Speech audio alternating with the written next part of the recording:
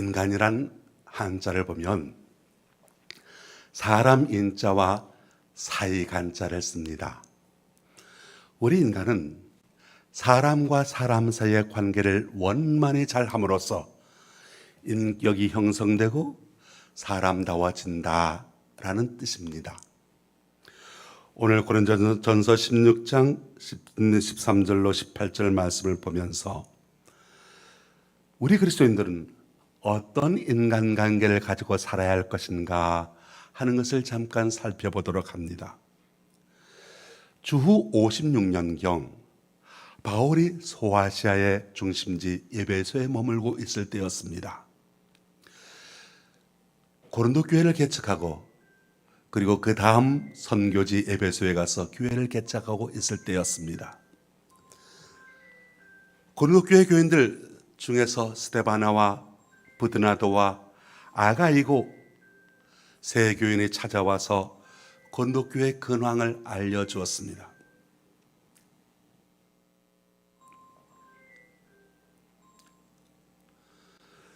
고린도 교회는 주후 50년경 바울의 제2차 전도 여행 때 설립된 교회였습니다.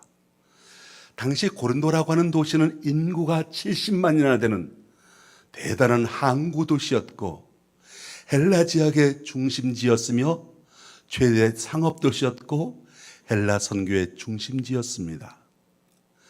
바울은 고린도를 떠나간 뒤에도 고린도 교회에 대한 지극한 애정과 관심을 가지고 있었습니다. 그런데 바울이 그 교회를 나와서 다른 지역에 가서 전도를 하게 되니까 그 후 고린도 교회에 많은 문제들이 생겨나기 시작합니다.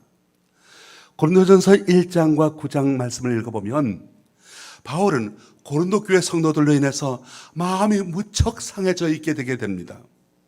고린도 교회에 많은 문제들이 발생했기 때문이죠. 어떤 문제들이 있었느냐? 일단 교회에 분쟁이 생겼다는 겁니다. 파당이 생겼습니다. 나는 게바파다, 나는 아볼로파다, 나는 그리스도파다, 나는 바울파다 하면서 당을 짓고 분쟁이 하기 시작을 했다는 것이죠. 뿐만 아니라 음행의 문제, 우상 제물의 문제, 세상 법정에 송사하는 문제, 결혼과 이혼의 문제, 그리고 무엇보다도 바울의 사도직에 대한 문제, 성찬의 문제, 은사의 문제, 부활을 묻지 아니하는 자들이 생겨났다는 등 이런저런 사사건건 교인들 간에 시끄럽고 요란해지는 분란이 일어나게 되었다는 겁니다. 이 고린도 교회는 대단한 교회였습니다. 은사가 충만한 교회였습니다. 신비한 역사가 많이 일어났던 교회였습니다. 그런데 그 교회가 어느새 시끄러운 교회로 변질되고 말았던 겁니다. 사람 살아가는 데 있어서 가장 보기 흉한 모습은 하나 되지 못하고 갈등을 빚는 데 있습니다. 갈등이 있다는 건 왜 그렇겠습니까? 시기가 있고 미움이 있고 질투가 있기 때문이지 않겠습니까? 이 고린도 교회 안에 시기가 들어오게 되었고 질투가 들어오게 되었고 미움이 성도들 간에 쌓여지게 되었다는 겁니다. 그러다 보니까 당연히 당을 짓게 되었고 분파로 나눠지게 되었던 겁니다. 하나 되지 못하게 되니까 협동심이 없습니다. 서로에 대한 미움과 시기만 있었을 뿐이었습니다. 그래서 사도 바울이 고린도전서 1장 10절 중요한 권면의 말씀을 합니다. 여러분들 많이 외우는 말씀이죠. 고린도전서 1장 10절. 형제들아, 내가 우리 주 예수 그리스도의 이름으로 너희를 권하노니 다 모두가 같은 말을 하고 너희 가운데 분쟁이 없이 마음과 같은 뜻으로 온전히 합하라. 그렇게 권면하고 있는 겁니다. 그런데 그 교인들 간에 분쟁이 있었을 때 그 고린도 교회 성도들 가운데 스데바나와 부드나도 아가이오는 분쟁에 휘말리지 않습니다. 그래서 오늘 고린도전서 16장 맨 마지막 장이죠. 고린도 교회에 대한 여러 가지 문제를 해결하는 말씀을 보낸 뒤에 마지막 인사말을 합니다. 내가 스데바나와 부드나도와 아가이오가 온 것을 기뻐하노니. 왜 기뻐했냐? 이들은 바울을 찾아왔습니다. 하나님의 말씀으로 교회의 분쟁을 해결하기를 원했던 겁니다. 하나님의 뜻을 찾았습니다. 문제 해결책을 자신들의 이익에 따라서, 자기의 감정에 따라서, 네 편 내 편 따라서 그렇게 해결하려 했던 것이 아니라 하나님의 뜻을 따라 문제를 해결하고자 했던 겁니다. 우리의 현실은 어떻습니까? 우리는 사실 사람이라 감정의 동물이다 보니까 문제의 본질을 보려고 하기보다는 누가 내 편이냐, 무엇이 내게 더 이로운가, 그것을 생각하고 자연스럽게 그렇게 행동하고 있음을 보게 됩니다. 신앙으로 사시는 분은 분쟁이 생길 때 무엇보다도 자신은 내려놓고 하나님의 편에 서면서 하나님이 무엇을 원하시는가를 찾아야 한다는 것이지요. 마태복음 4장에 보면 예수님께서 마귀로부터 시험을 받으시는 장면이 나옵니다. 예수님께서 그 마귀의 시험을 어떻게 해결하십니까? 인간의 지식이나 감정이나 경험에 의해서 해결하려 하지 아니하셨습니다. 하나님의 말씀 붙들고 그 하나님의 말씀을 인용해서 그 시험을 물리치고 사단의 유혹을 물리쳤던 겁니다. 사도 바울도 디모데에게 말합니다. 성경에는 구원에 이르는 지혜가 있다고 말합니다. 그래서 우리가 평소에 성경을 많이 읽고 성경을 마음에 두고 살게 되면 어떤 시험이나 문제도 신앙적으로 하나님의 뜻으로 해결할 수 있는 지혜를 갖게 되는 것이지요. 바울은 고린도에서 온 새 교우들이 그들의 문제를 하나님의 뜻으로, 하나님의 말씀으로 해결하려고 하는 그 정성을 보고 칭찬을 합니다. 바울을 찾아왔던 새 교우의 어떤 점이 훌륭했기에 바울이 이렇게 너희는 이런 사람을 알아주라고 극도의 칭찬을 했겠습니까? 이 세 사람의 신앙과 봉사가 어떠했겠습니까? 그리고 오늘 우리 교회에서 우리가 서로 알아주고 존중해야 될 사람 어떤 사람이겠습니까? 바로 오늘 말씀을 통해서 함께 배워보길 원합니다. 첫째로 우리가 알아주어야 하고 존경해야 될 사람, 섬기는 교인을 알아주어야 한다는 겁니다. 오늘 본문 15절 16절 말씀을 읽어보십시오. 형제들아, 스데바나의 집은 곧 아가야의 첫 열매요 또 성도 섬기로 작정한 줄을 너희가 아는지라. 내가 너희를 권하노니 이같이 사람들과 또 함께 일하며 이 같은 사람들과 함께 일하라. 무슨 말입니까? 섬기는 사람들과 함께 일하라. 그러고 수고하고 하는 모든 사람에게 순종하라 말하고 있습니다. 아가야는 지역 이름입니다. 지금으로 말하자면 그리스 지역입니다. 그리스에서 처음 예수님을 믿게 된 스데바나를 알아주라고 말합니다. 단순히 그리스의 첫 열매라서 알아주라는 것이 아닙니다. 그는 그 지역에서 처음 예수 믿기 시작하면서부터 한결같이 세월이 많은 시간이 지나갔음에도 불구하고 성실하고 진실하게 섬기는 그리스도인으로서의 삶을 살고 있다는 겁니다. 스데바나가 작정합니다. 나와 내 집이 온전히 주님을 섬기고 내 성도들을 섬기겠다. 그렇게 작정을 하지요. 그리고 한결같은 마음으로 부지런히 꾸준히 섬겼던 귀한 일꾼이기에 사람들 눈에 제대로 띄어지지 아니하고 사람들에게 말이 없는 사람이라 한다 할지라도 너희는 이와 같은 사람을 알아주라 말씀하고 있는 겁니다. 세상에는 높임을 받으려는 사람 많이 있습니다. 섬김을 받으려 하는 사람 많이 있습니다. 오히려 어떻게 보면 세상은 섬김을 받으려는 사람들의 모임인 것 같습니다. 그런데 교회는 그렇지 않습니다. 신앙인은 그래서는 안 됩니다. 섬기는 사람의 모임이 교회여야 하고 신앙인은 섬기는 사람이 되어야 한다는 겁니다. 왜 교회가 분열되겠습니까? 왜 교회가 시끄럽겠습니까? 왜 교회가 패거리 짓겠습니까? 다투게 되겠습니까? 바로 그건 섬김을 받으려 하기 때문 아니겠습니까? 모든 성도들이 스데바나처럼 섬김으로 작정하고 실천한다면 그런 일은 일어나지 않을 겁니다. 우리 주님께서 말씀하십니다. 나는 섬김을 받으려고 오는 것이 아니라 섬기려 왔다 하셨으면서 그러면서 생명까지 내어주시며 섬기셨습니다. 직접 대야에 물을 떠서 제자들의 발을 씻겨주셨습니다. 그 섬김의 본을 보여주셨습니다. 섬긴다는 건 예수 그리스도를 닮아가는 것을 말하지요. 그래서 섬김을 신앙생활의 꽃이라고 말하게 되는 겁니다. 우리가 누구를 사랑한다는 건, 그리고 겸손하다는 건, 사랑과 겸손, 그리스도인의 아주 중요한 덕목이긴 합니다만 이건 말로 표현이 가능합니다. 그런데 여러분, 섬김은 말로 표현이 안 됩니다. 행동으로만 가능한 거죠. 섬김을 통해서 그리스도의 향기가 나타나게 되고, 섬김을 통해서 그리스도의 빛이 나타나게 되는 겁니다. 통일교는 기업체를 설립해서 경제적인 이익을 추구하며 성장을 꾀합니다. 옛날 전도관의 박대선도 시온 그룹을 설립해서 돈으로 교세를 확장하기도 합니다. 이건 이단들의 특징입니다. 지금도 어디에서 하나님을 향해서 주먹을 휘둘렀다는 어떤 분도 많은 사업을 하고 있다는 뉴스를 우리가 보게 됩니다. 다 옳지 않은 것들입니다. 그러다가 이단이 되고 그러다가 망하게 되는 거죠. 우리 기독교는 돈으로 성장하지 않습니다. 은이나 금은 내게 없어도 내게 있는 건 나사렛 예수 그리스도의 이름으로 우리의 믿음은 성장하게 되고, 나사렛 예수 그리스도의 이름으로 교회는 부흥하고 역사는 나타나게 되는 겁니다.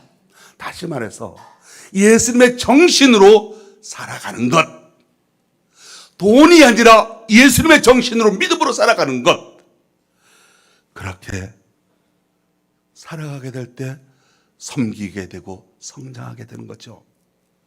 겸손하게 하나님을 섬기고 성도들과 교회를 섬기게 될 때 신앙이 성장하게 되고 교회가 평안해지게 되고 부흥하게 됩니다. 섬김이 없는 신앙은 결코 성장하지 않습니다. 교만에 빠지게 되고 자만에 빠지게 됩니다. 요한 3서의 말씀에 보면 교회 안에 디오드레베와 데메드리오라고 하는 두 사람의 지도자가 있었습니다. 그런데 그 두 지도자는 각각 달랐습니다. 디오드레베는 섬김을 받으려고 하는 사람이었습니다. 그래서 교인들 중에서 자기를 알아주지 않고 자기를 높여주지 아니하면 은근히 저 사람 뒷담하고 욕하고 쫓아냈습니다.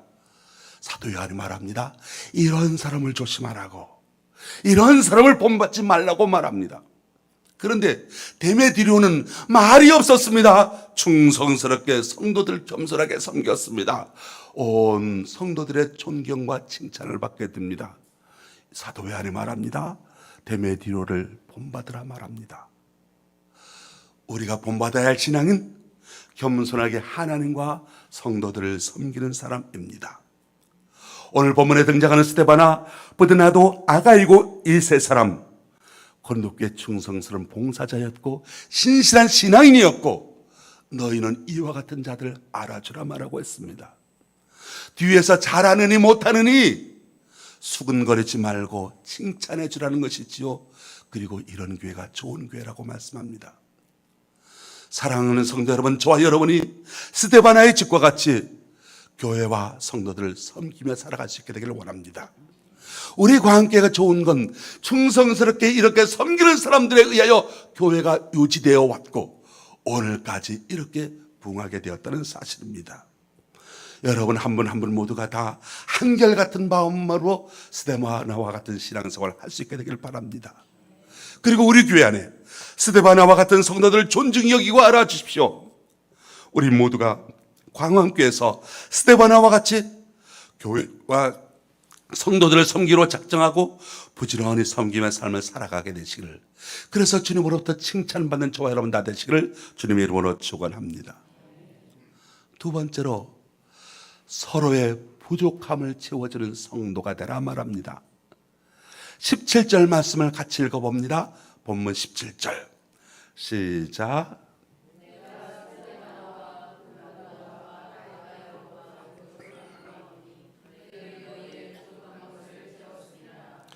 우리 인간은 누구나 부족합니다. 아무리 어떤 것 잘하는 사람이라고 한다라도 그 사람에게는 다 약점이 있습니다. 뒷모습을 보면 그 사람에게도 험담할 것이 있습니다.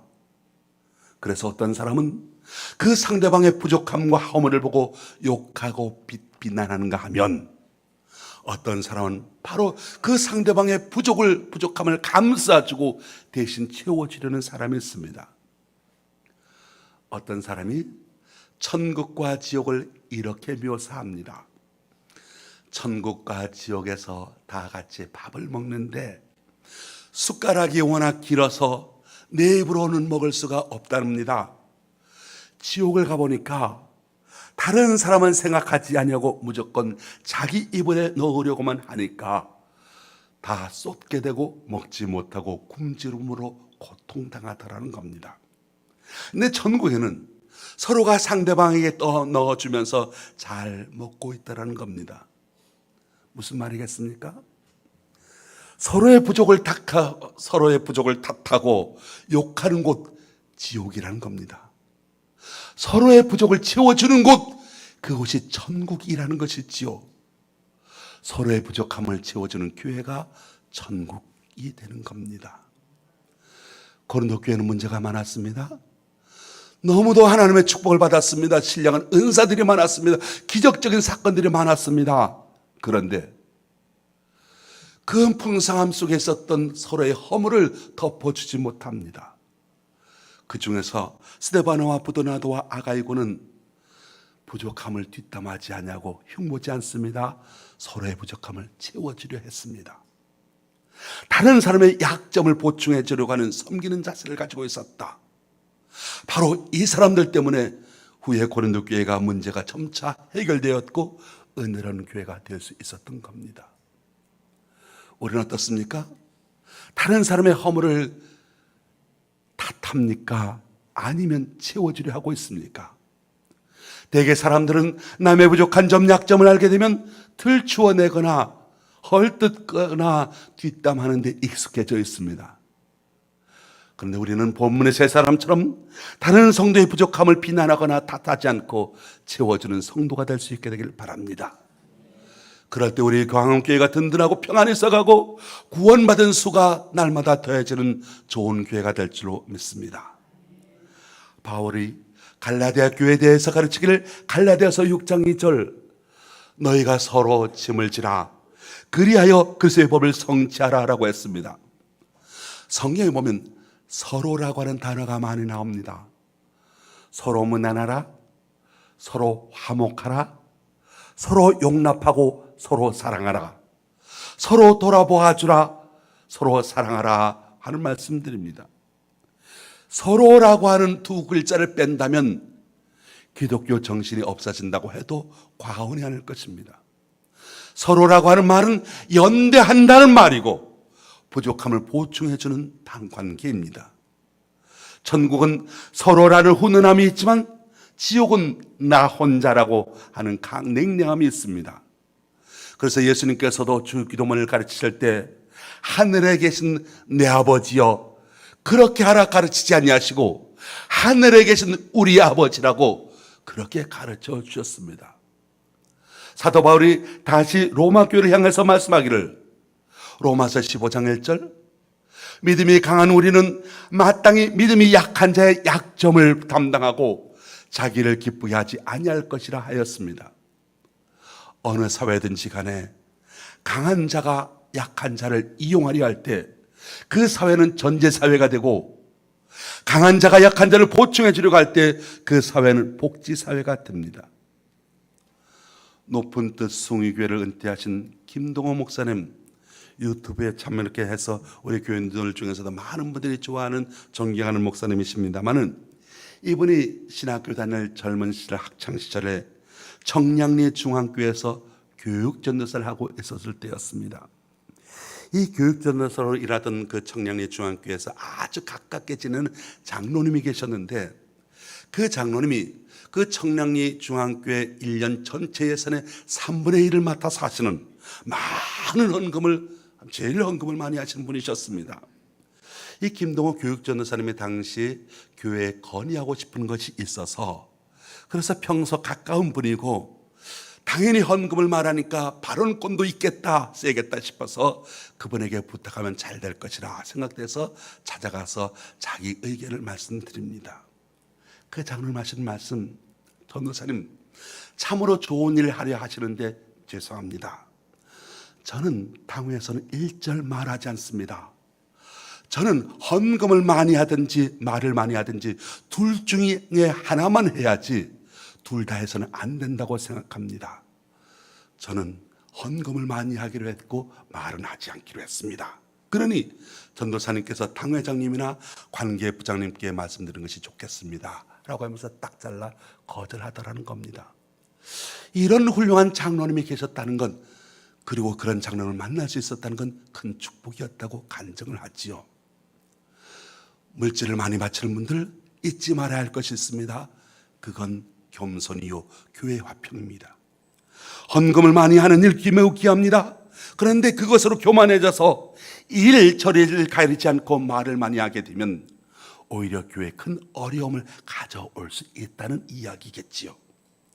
그래서 이는 자기에게 있는 것, 즉 지식과 기술과 재산 등 무엇이든지 이 모든 건 하나님의 은혜라고 생각하고 가진 것을 통하여 다른 사람을 섬기려는 자세로 살아가야 합니다. 그때 섬기기와 오신 예수 그리스도의 뒤를 따라갈 수가 있게 됩니다. 세 번째, 고린도의 새 교회는 남을 시원케 하는 사람들이었습니다. 오늘 보면 18절 말씀, 그들이 나와 너희 마음을 시원하게 하였으니 그러므로 너희는 이런 사람들을 알아주라고 가르칩니다. 시원하게 하다라고 하는 말은 아나파우라고 하는 헬라어인데 영어로는 리프레시드라고 합니다. 상쾌하다는 뜻이지요. 답답한 것을 풀어주다, 위로나 격려가 되다, 용기를 주다, 평안을 준다 하는 여러 의미로 사용되고 있습니다. 우리가 사람을 만나서 이야기해 보면 그렇지요. 어떤 사람을 만나면 내 기분이 업이 됩니다. 마음이 시원해집니다. 상쾌해집니다. 근데 어떤 사람을 만나 이야기를 해보면 마음이 답답해져 가는 사람이 있습니다. 그런데 이 고린도의 새 교인은 다른 사람을 시원하게 해주는 사람이었다는 것이지요. 그래서 사도 바울에게 힘이 되어 주었고 용기를 북돋아 주었고 바울의 선교 사역에 큰 힘이 되어 주었던 겁니다. 산 위에서 부는 바람, 시원한 바람이라는 동요가 있지 않습니까? 무더운 여름날에 일을 하든지 등산하러 올라갈 때든지 그때는 덥고 힘들겠지만 산 위에 올라가서 쐬는 바람 얼마나 시원하고 상쾌한지요. 교회가 답답하고 성도들이 답답하고 우겨쌈을 당할 듯한 그런 힘들 때가 있습니다. 그럴 때 산 위에서 부는 바람과 같이 시원케 하는 역할을 하는 분들이 있습니다. 시원케 하는 역할을 하는 분들은 교회 분위기를 다시 띄우고 활력을 불어넣습니다. 참으로 보배로운 분들이지요. 바로 교회는 이런 분들을 알아주라고, 다른 사람의 마음을 시원케 해주는 성도들을 알아주라고 권면합니다. 복잡하고 답답한 고린도 교회를 오늘 본문의 세 사람이 시원케 했습니다. 바로 이런 사람을 알아주라. 잠언 25장 13절, 충성된 사자는 그를 보낸 이에게 마치 추수하는 날에 얼음 냉수 같아서 능히 그 주인의 마음을 시원케 하느니라 말씀합니다. 잠언 25장 25절, 먼 땅에서 오는 좋은 기별은 목마른 사람에게 냉수 같으니라 말씀합니다.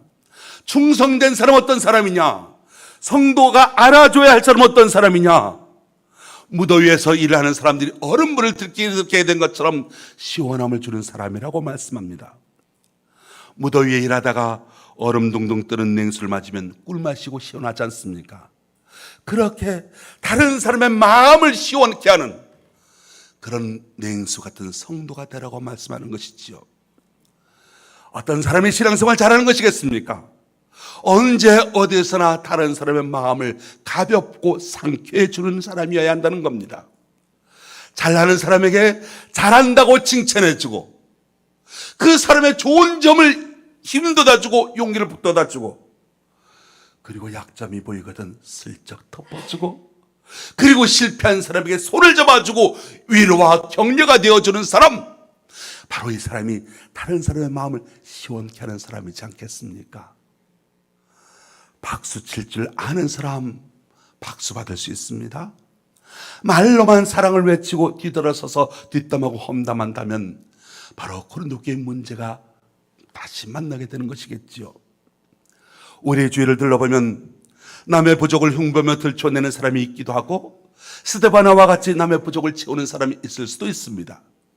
우리가 믿는 사람은 남을 상쾌하게 하는 데 본이 되어야 합니다. 믿음으로 사는 자, 좋은 인간관계를 가져야 되는데 내 자신을 언제나 하나님 편에서 내세울 수 있을 때 하나님과께서 원하시는 그런 관계를 가질 수가 있게 될 것입니다. 남의 부족한 점, 약점을 보충해 주려는 섬기는 자세를 가질 때 좋은 인간관계를 가지게 될 것입니다. 믿음이 성숙할수록 사랑이 풍부해집니다. 사랑이 풍부해질수록 예수님의 마음을 닮아갈 수가 있습니다. 저와 여러분의 날마다 말씀 속에서 은혜 받고 예수 그리스도의 심정을 품고 그리고 다른 사람을 섬길 수 있는 귀한 성도가 될 수 있게 되기를 바랍니다.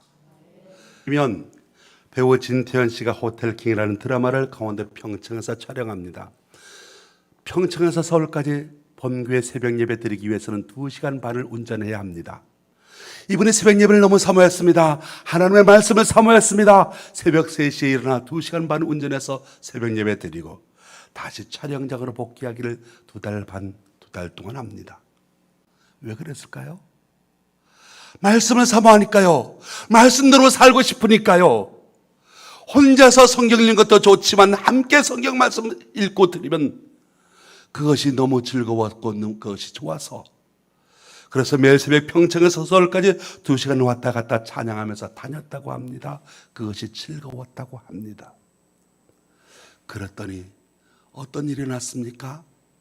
자기가 평소에 전도하려고 그렇게 해도 아무 일도 있었지 않았는데 그러고 나니까 다른 사람들이 알아주더랍니다. 널 보니까 하나님이 있는 것 같아. 세상 사람도 알아주더라는 겁니다. 세상과 구별된 크리스천 예배를 잘 드리는 성도가 되었으면 다시 다른 사람을 잘 섬기는 이웃을 돕는 사람이 되어야 한다는 것이지요. 너희는 그 세상의 빛과 소금이라는 예수님의 말씀대로 살아내라 하는 그런 간증이었습니다. 오늘 말씀과 비춰볼 때 저와 여러분은 어떤 성도이겠습니까? 다른 사람에게 어떻게 기억될 수 있겠습니까? 나를 많은 모든 사람들의 마음을 시원케 해줄 수 있고 그리고 다른 사람의 부족함을 용납하고 함께 세워져가는 그런 교회 성도가 될 수 있게 되기를 바랍니다. 현대 신학의 아버지로 불리는 칼바르트는 믿음이란 무엇이냐? 첫째도 결단, 둘째도 결단, 셋째도 결단이라고 했습니다. 모든 문제를 하나님의 말씀으로 해결하려고 노력하십시다. 다른 사람을 섬기기로 결단하십시다. 다른 사람의 부족함을, 허물을 뒷담하는 것이 아니라 덮어주고 채워주기로 결단하십시다. 그리고 하나님의 마음과 성도들을 시원케 하기로 결단하십시다. 이것이 우리가 알아줘야 할 믿음의 모습이 됩니다. 참 믿음을 가진 성도들은 이런 스데바나와 같은 삶을 살게 되고 하나님을 섬기게 되고 그리고 하나님께서는 이런 사람을 알아주라고 다시 말해서 하나님께서 이런 사람을 축복해 주신다고 말씀하고 있는 겁니다. 저와 여러분 모두가 하나님과 교회 앞에 꼭 기억되고 존경받는 성도가 될 수 있게 되기를 예수님의 이름으로 축원합니다. 기도하겠습니다. 하나님 아버지, 오늘 이 아침도 저희를 주의 전으로 불러주시니 감사합니다. 우리의 마음이 답답할 때가 많았습니다. 이제 주님을 만나고 다른 성도들과 함께 말을 나눌 때 가슴이 시원해지게 하여 주옵시고 우리와 만나는 우리와 관계된 모든 사람들의 마음을 시원케 해줄 수 있는 그런 믿음의 사람으로 살게 하여 주옵소서. 세상 들려오는 소식이 답답하고 보는 일들이 막막하기만 합니다. 우리 마음의 중심에는 자유가 있고 언제나 시원한 생수로 넘치게 하여 주옵소서. 예수님의 이름으로 기도합니다. 아멘.